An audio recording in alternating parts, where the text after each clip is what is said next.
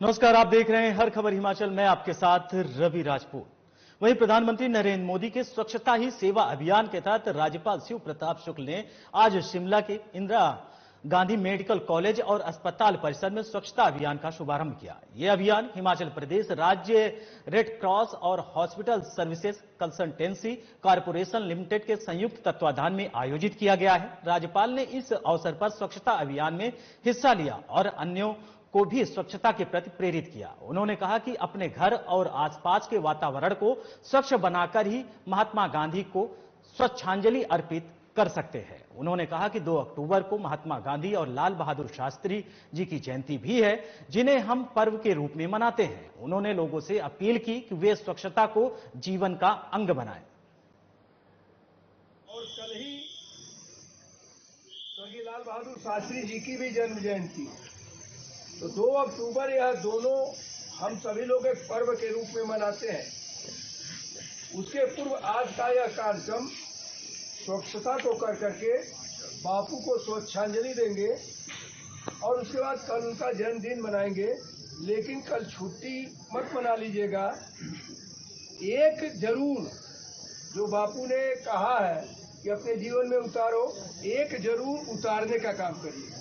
तो उसको केवल छुट्टी मत मान लीजिएगा, उसमें से ढूंढ करके कोई जो आपको अच्छा लगे कोई एक अपना लीजिएगा। तो मुझे लगता है कि यह बापू के प्रति श्रद्धांजलि होगी। वहीं आज केंद्रीय मंत्री अनुराग सिंह ठाकुर अपने 1 दिवसीय दौरे के दौरान ऊना पहुंचे, जहां उन्होंने ऊना मुख्यालय के साथ लगती पंचायत मलाहत में बने रहे पीजीआई सैटेलाइट सेंटर के निर्माण कार्य का जायजा लिया और अधिकारियों को उचित दिशा निर्देश भी दिए। वहीं मैहतपुर में उन्होंने ट्रक यूनियन के पदाधिकारियों के साथ बैठक की और उनको आ रही समस्याओं की जानकारी ली। इसके बाद केंद्रीय मंत्री अनुराग ठाकुर ने एसडी कॉलेज भटौली में युवा उत्सव में भाग लेने गए और छात्रों के साथ बातचीत की। वहीं पत्रकारों को संबोधित करते हुए केंद्रीय मंत्री ने कहा कि पीजीआई सैटेलाइट के निर्माण कार्य में जरूर विलंब हुआ है और अब जब कार्य चल पड़ा है तो अब बहुत तेज गति के साथ आगे बढ़ेगा। वहीं उन्होंने इंडिया गठबंधन पर भी तंज कसा है। उन्होंने कहा, अहंकार और घमंड से भरा हुआ है।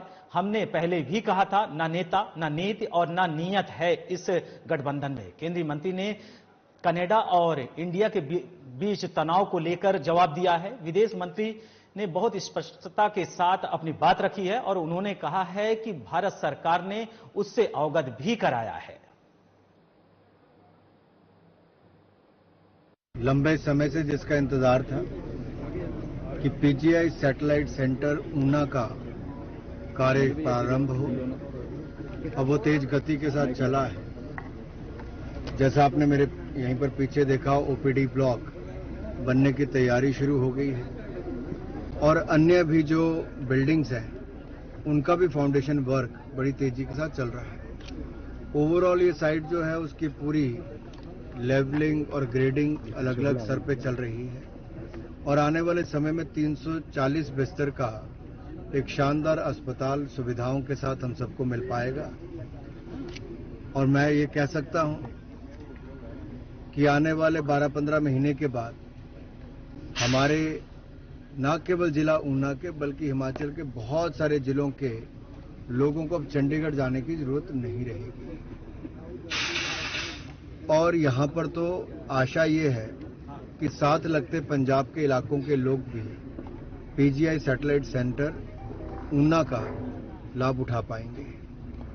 यहां पर लगभग हर तरह की सुविधा होगी, जहां ओपीडी के साथ ओटीज इन सब की सुविधाएं हैं, वहीं पर स्पेशलिटी वार्ड्स जो हर तरह के जो उच्च क्वालिटी के डॉक्टर्स हैं वो भी अपनी यहां पर सेवाएं देंगे। वहीं हिमाचल प्रदेश में आई प्राकृतिक आपदा के प्रभावितों के लिए सरकार ने विशेष आर्थिक राहत पैकेज की घोषणा की है, जो 7 जुलाई से 30 सितंबर तक लागू होगी। मुख्यमंत्री सुखविंदर सिंह सुक्खू ने शिमला में पत्रकार वार्ता कर आपदा से प्रभावितों के पुनर्वास और पुनर्निर्माण के लिए 3,500 करोड़ रुपए की विशेष आर्थिक राहत पैकेज का ऐलान किया है। मुख्यमंत्री ने बताया कि विशेष राहत पैकेज के मैनुअल में बड़े बदलाव किए गए हैं। आपदा से कच्चे पक्के 3000 के करीब घर पूरी तरह तबाह हो गए हैं। उनके लिए सरकार ने अब तक 7 लाख रुपए की राहत के साथ घर निर्माण के लिए बिजली पानी मुफ्त और सरकारी दाम पर सीमेंट उपलब्ध करवाएगी। साथ ही फसलों के नुकसान की मुआवजा राशि को भी बढ़ाया गया है। वहीं राज्य सरकार ने बजट से 1850 करोड़ जारी कर दिए गए हैं, जबकि 1021 करोड़ रुपए की राशि कल जारी की जाएगी। सीएम ने बताया कि नए आपदा मैनुअल के हिसाब से घरों के निर्माण के लिए 750 करोड़ रुपए का खर्च आएगा। 200 करोड़ 54 लाख रुपया हिमाचल सरकार के आपदा राहत कोष में आ चुका है। इस मौके पर हमने देखा, मैंने खुद व्यक्तिगत तौर पर जाकर देखा, कई प्रकार की समस्याएं थी और कई प्रकार की समस्याओं से जूझना था। हमारा डिजास्टर मैनेजमेंट जो है वो 24 घंटे इसमें काम करता रहा और पहली बार ऐसा लगा कि अगर किसी को, एक व्यक्ति को बचाने के लिए अगर हेलीकॉप्टर की भी जरूरत होगी तो हम हेलीकॉप्टर उपलब्ध करवाएंगे। और आपदा को हमें कुछ क्षेत्रों में हमने पहले जो आपदा का रिलीफ मैनुअल था वो 7 अगस्त से 15 अगस्त तक जारी किया था। जब से हमने इसको राज्य आपदा घोषित, हिमाचल प्रदेश घोषित किया है, तब से इस जो हमारा स्पेशल रिलीफ पैकेज है इसकी समय अवधि 7 अगस्त से बढ़ाकर 30 सितंबर तक कर दी गई है। 7 जुलाई से बढ़ाकर 30 सितंबर तक कर दी गई है। जो व्यक्ति लंबे समय से हिमाचल में रह रहे हैं, उनके पास कोई भूमि नहीं है, काफी लंबे समय से, और जिसकी हिमाचल में रहने की स्थायी प्रकृति है, यदि ऐसे लोग भी हैं तो उनको भी भूमि आवंटित की जाएगी। कैसे? जैसे मंडी में हमने स्वीपर ला के रखे हैं, कोई काफी सालों से स्वीपर रह रहे हैं, नदी के किनारे बसे हुए लोग हैं। अब उनके पास ना तो बेचारों के पास जगह है, छोटे छोटे झुग्गी में रहकर शहर की सफाई भी करते थे, और भी कई जगह है। प्राकृतिक आपदा के कारण जो बच्चों की पढ़ाई पर असर पड़ा है, जो शिक्षा संस्थान हमने आपदा के कारण बंद किए हैं, और कुछ बच्चे जिनके घरों और जमीनों के नुकसान के कारण जो स्कूल नहीं जा पाए हैं, सभी शिक्षा संस्थान जितने दिन बंद रहे हैं उतने दिन बच्चों को अतिरिक्त शिक्षा के माध्यम से पढ़ाई करवाई जाएगी। इसमें बच्चों की पढ़ाई में आय व्यवधान से क्षति को पूरा किया जाएगा। वहीं हिमाचल प्रदेश के मुख्यमंत्री सुखविंदर सिंह सुक्खू ने रविवार सुबह रेड रन मैराथन को हरी झंडी दिखाई। इस दौरान उनके साथ स्वास्थ्य मंत्री डॉक्टर धनीराम शांडिल और मुख्य संसदीय सचिव संजय अवस्थी भी मौजूद रहे। मुख्यमंत्री ने कहा कि हिमाचल प्रदेश में एड्स कंट्रोल के लिए समिति बेहतरीन काम कर रही है। हिमाचल प्रदेश के करीब 75 लाख जनसंख्या में अनुमानित 7100 एड्स के मामले हैं, इनमें से 5300 मामले कंफर्म हैं। उन्होंने कहा कि बीते कुछ समय में एड्स को लेकर जागरूकता बढ़ी है। लोग पहले एड्स की बीमारी के बारे में जिक्र करने में डर का महसूस करते थे, लेकिन अब जागरूकता बढ़ाने के बाद लोग इस बीमारी की बात करने में लगे हैं। उन्होंने कहा कि समय पर यदि इस बीमारी का पता चल जाए तो मरीज का इलाज करने में आसानी होती है। वहीं हिमाचल प्रदेश में आई आपदा के लिए प्रदेश सरकार की तरफ से विशेष राहत पैकेज जारी करने पर मुख्यमंत्री ने कहा कि सरकार प्रभावितों तक राहत पैकेज के लिए प्रतिबद्धता के साथ काम कर रही है। उन्होंने कहा कि इस विशेष पैकेज में कहा गया है कि किस तरह से कट लगाया जाना है, इस पर भी उनका पूरा ध्यान है।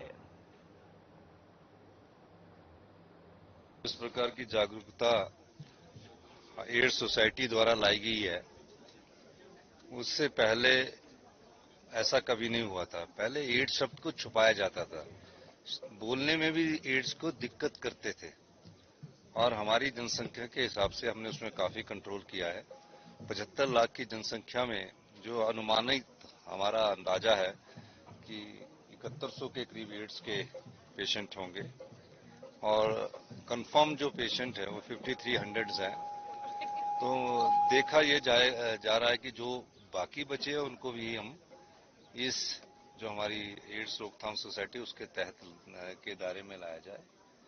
और मेरा ये मानना है कि काफी अच्छा काम हमारी एड्स कंट्रोल सोसाइटी ने किया है और लोग भी अब खुलकर बताते हैं। अगर सही समय पर पता चल जाए, ये ठीक है कि उनके ऊपर उसका असर तो होता है, लेकिन उनकी उम्र को थोड़ा लंबा बढ़ाया जा सकता है। हमारी सरकार ने और भी इसमें परिवर्तन करने का निर्णय लिया है। वहीं देश की सबसे बड़ी hydroelectric power generation company Satluj Jal Vidyut निगम यानी SJVN का शेयर मार्केट में दबदबा बढ़ा है। शेयर मार्केट में SJVN के शेयर की कीमत 31 रुपए से बढ़कर 73 रुपए को पार कर गई है। वहीं SJVN ने केंद्र की हिस्सेदारी पर 55%, हिमाचल की 26% और लोगों को 18% है। केंद्र सरकार लगातार अपनी हिस्सेदारी बेच रही है। इसकी जानकारी शिमला में SJVN के प्रबंधक निदेशक नंदलाल शर्मा ने प्रेस वार्ता कर दी। उन्होंने कहा कि पहले SJVN ने केंद्र की हिस्सेदारी 65% थी। SJVN को अगर मैं कहूं कि अगर कोई डैमेज तो नहीं हुआ हमारे किसी प्रोजेक्ट को, लेकिन during that flood period silt की वजह से हमारा प्रोजेक्ट बंद रहा 3 दिन का। तो 3 दिन की जनरेशन अगर मैं कहूं कि कोई 150 मिलियन यूनिट की जनरेशन, मतलब 15 करोड़ यूनिट की जनरेशन, उसके हिसाब से कोई 60-70 करोड़ का लॉस अगर मैं कहूंगा जनरेशन का हुआ है हमारा। 6 वर्ष में अगर मैं कहूं तो हमारा एक प्रोजेक्ट पोर्टफोलियो था, project under operation, project under construction है, project under different stage of development, उसमें करीब 5000 मेगावाट का था और ये बढ़कर अब 58,000 मेगावाट हो चुका है। इसमें से कंस्ट्रक्शन में 4500 मेगावाट है, ऑपरेशन में 21,000 मेगावाट है और बाकी अंडर सर्वे इन्वेस्टिगेशन है।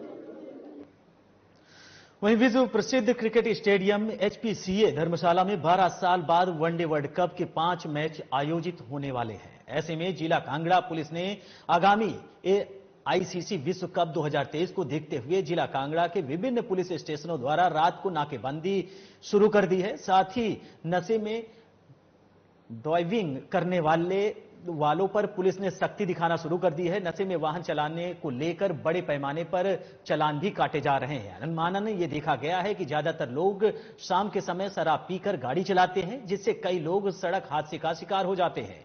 धर्मशाला सिटी ASP वीर बहादुर ने बताया कि जिला कांगड़ा में ड्रिंक एंड ड्राइव के मामले पर अंकुश लगाने के लिए जिला के सभी थाना प्रभारियों को निर्देश जारी किया गया है। देखिए, ये रोड की कंडीशन जैसे अच्छी होती है तो अब लोग जो है शाम के टाइम ड्रिंक एंड ड्राइव का जो ट्रेंड है वो भी काफी बढ़ जाता है और इसी के तहत जिला कांगड़ा में सभी थाना अधिकारियों को आदेश किए गए हैं कि वो रेगुलर जो है नाकाबंदी करें।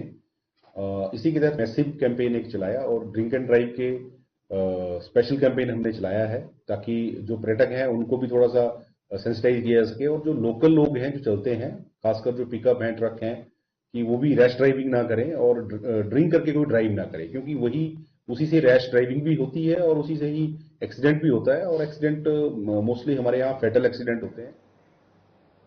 फिलहाल इस बुलेटिन में हमारे साथ इतना ही। नमस्कार।